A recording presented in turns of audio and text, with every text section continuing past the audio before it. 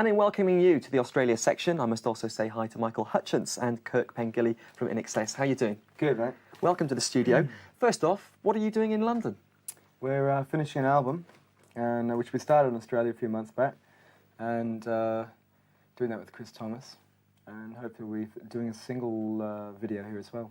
It's been a long time coming, though, Kirk, hasn't it? You've been quite quiet for some time, it seems to me. We sort of decided to take quite a long break because, I mean, we've basically been touring and recording straight after each other for the last sort of, 2.5 to 3 years without having a break.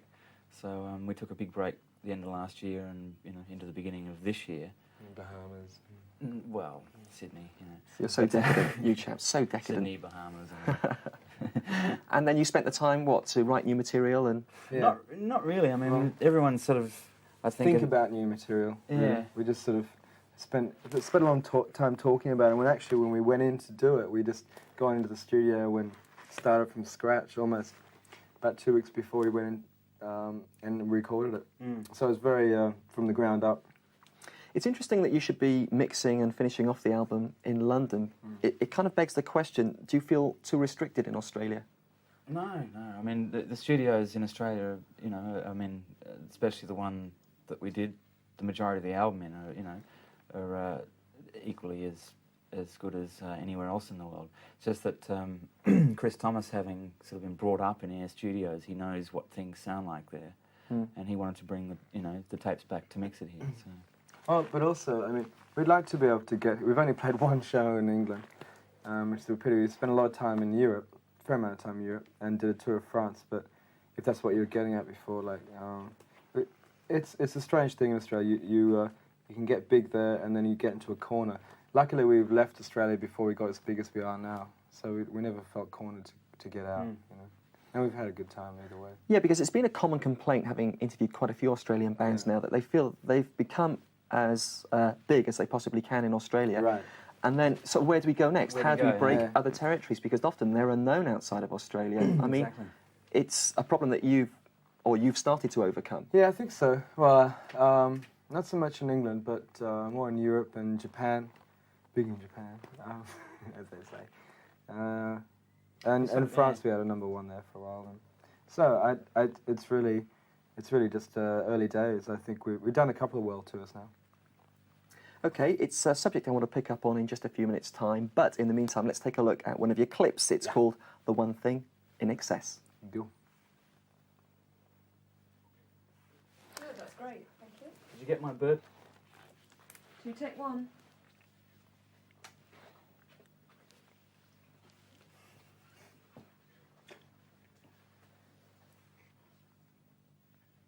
There you go then, The One Thing, that's from INXS, and I've got Michael Hutchence and Kirk Pengilly from that band in the studio with me. Gentlemen, we were talking a bit about how restricting or not restricting Australia was as a territory. Have you actually managed to kind of generate any kind of wealth? Because a lot of the bands coming out of Australia are still quite impoverished, although they are big within that country. I mean, are you managing to make money out of it now? Yeah, I think we do okay. I think we've probably sold just about more records than anybody ever has in Australia, and which is okay. It's pretty good. And the thing is, there's a live circuit there. You don't have to really starve. And I think most bands in Australia, even really underground cult bands, tend to be able to at least eat and keep on going. Whereas in overseas, you tend to get a recording contract and they give you 50 quid a week to exist. Whereas in Australia, you can actually play. Well, in Australia, they don't give you the 50 quid, so so you've got to go. I mean, at least there is the live circuit to keep your mouths happening. A couple of crates of lager out through the back door, is it? Yeah, a couple of fuzzies. Your next LP, or your new LP, in many ways, could be a make or break for you, couldn't it? In many territories, do you think? Or is it more of a consolidation? No, it's not a consolidation at all. It's more, I mean, there are areas that it will be a consolidation in, but it's more, we've already sort of got a foundation, and it's the old, gee, you're going to be big this year thing, but who knows? We'll see. In comparing the scene in Australia with Europe and maybe America, the live scene over there, as you've said, seems to be much better developed than it is, say, for example, in this country, where it's beginning to break down just a little bit because video is now becoming very important, and a band often doesn't have to flog itself on the road nearly as much. Have you found this? It hasn't affected it in Australia, if that's sort of what you mean. I mean, they're almost separate entities, aren't they? The live circuit and what happens on TV. We've had video for so long. Yeah, I mean, long before even the States had it. 15 years we've had video shows now. So it's really surprising just when we come over here and think, what? There's really not that many video shows going on here. It's rare. So somehow the two have thrived in Australia anyway. And you feel as comfortable with one as you do with the other? Yeah, it's taken a while to get more comfortable with video, but we're comfortable with it now. And talking of video, there's a rumour going around that you might well be working with Godley and Cream on a new clip, is that right? Yeah, Godley and Cream or their cronies or somebody, I don't know. The creative team. Yeah, they got a little think tank going. We'll see what we come out with. I was keen to see that the Australian Music Awards, the Countdown Awards, actually presented you with something like 7 prizes. Yeah, so it was it was hilarious. It was sort of, What's going on? Couldn't sit down, you know, up and down all night. It was the Academy Awards situation. Yeah. Which award meant the most to you? Was there any one that was more important than all the others? Depends on who got the award.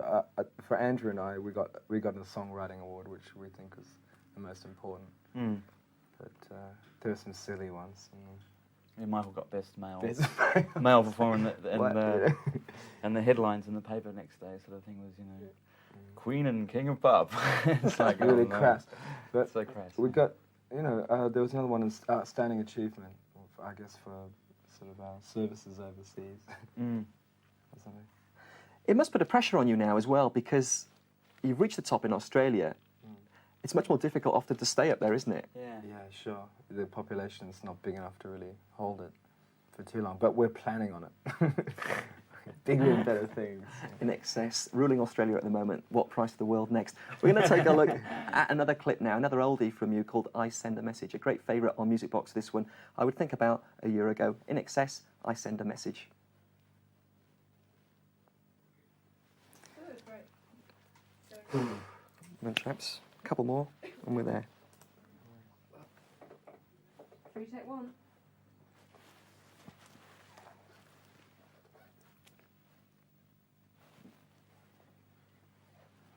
INXS, I Send a Message. Michael and Kirk from INXS in the studio with me for the Australia section. INXS were in fact the only Australian band to be transmitted worldwide as part of the Live Aid project. How did you feel about that? Great. Yeah, I mean, the Australian one was really quite good. And I mean, the only thing I'm a bit disappointed that some of the other bands weren't shown, because there's, you know, some really good bands. 17 bands that were actually on the Australian. So somehow we ended up. We actually wanted to go in the middle and sort of let somebody else get out there, but the producers argued that's to the top. But, really, we're just happy that we're just helping out and raising lots of money. Actually, we're a bit disappointed with Australia. We didn't raise that much money. It was a bit embarrassing, but Actually, I think New Zealand raised more money New than Zealand, Australia, and it's got, like, you know, I think tenth it was of the population of us. It was 3 million people in New Zealand. They raised $6 million, which is pretty good. Excellent. Yeah.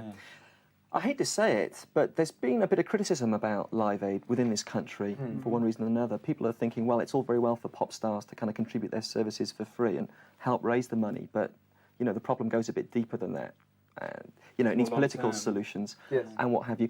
Has that criticism been raised in Australia as well? Sure, yeah. But it's, I don't know, it's, I think we're so far away from the problem that anything is better than nothing. I mean, there's cynics Or you everywhere, feel really, it more, isn't there? You know. It's a start, no matter what. We're probably paying for people to, I mean, it's sad, but we are paying for people who get their last meals, but we also, the children, hopefully will grow up into a new environment, you know. Moving on very quickly to image. Having chatted to one or two, particularly of the underground bands coming out of Australia, they all cite image as not being very important, and they think it's rather overplayed in video and what have you. Yeah. Would you agree with that, or are you very conscious of kind of producing a very big and expensive visual representation of yourselves? No, I mean, I think everyone really sort of, as far as, you know, what we wear and things is pretty much what we wear anyway.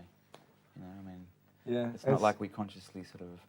And we're not the image. we're not naive to think that it doesn't matter. I mean, obviously it's almost Madison Avenue material going on today in the pop world, but in Australia it doesn't really pay to be too conscious of it. You know, they want to know that you can get off stage and have a drink with you, and they don't want to elevate you and keep you up there. Mm. Finally, what does the near future hold for you? You're working on the album. Are you going to be doing some live dates around Europe to support that? Sure, yeah. October, I think we're coming back, and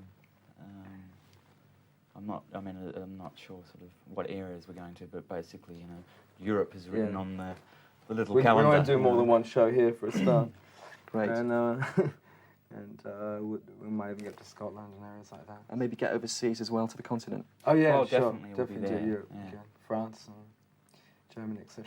Good. Well, I wish you luck with the new album and Thank with you. those live dates. I must try and catch you on that tour. Please do. Yeah. Thanks very much for popping in. Bye-bye. Michael Hutchence, Kirk Pengilly from INXS.